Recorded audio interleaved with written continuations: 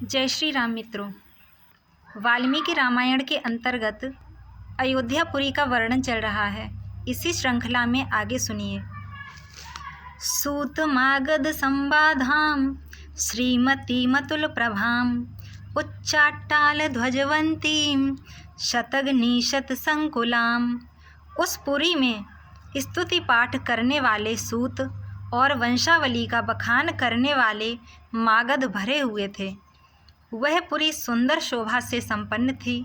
उसकी सुषमा की कहीं तुलना नहीं थी। वहाँ ऊंची ऊंची अट्टालिकाएं थीं जिन पर ध्वज फहरा रहे थे। सैकड़ों शतग्नियों का मतलब होता है तोप। सुरक्षा की दृष्टि से वह नगरी तोपों से व्याप्त थी। वधू नाटक संधैश्च संयुक्ता सर्वतः पुरीम उद्यानाम्र वर्णोपेताम महतीम सालमेखलाम। अर्थात उस पुरी में ऐसी बहुत सी नाटक मंडलियाँ थीं जिनमें केवल स्त्रियां ही नृत्य एवं अभिनय करती थीं।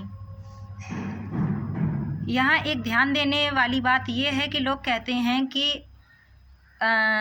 अंबेडकर से पहले भारत में नारियों को किसी भी प्रकार का कोई अधिकार नहीं था, लेकिन आप यहाँ देख लीजिए, स्पष्ट लिखा हुआ है कि वहाँ ऐसी नाटक मंडलियाँ थीं जिनमें स्त्रियाँ अभिनय किया करती थीं। तो स्त्रियों को घर के कामकाज के अलावा बाहर भी काम करने की छूट थी। उस नगरी में चारों ओर उद्यान तथा आमों के बगीचे थे। लंबाई और चौड़ाई की दृष्टि से वह पुरी बहुत विशाल थी तथा साखू के वन उसे सब ओर से घेरे हुए थे।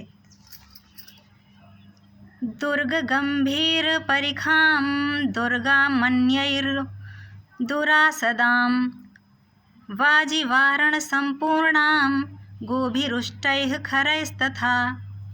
अर्थात उसके चारों ओर गहरी खाई खुदी हुई थी जिसमें प्रवेश करना या जिसे लांघना अत्यंत कठिन था। वह नगरी दूसरों के लिए सर्वथा दुर्गम एवं दुर्जय थी। घोड़े, हाथी, बैल, ऊंट तथा गधे आदि उपयोगी पशुओं से वह पुरी भरी पूरी थी।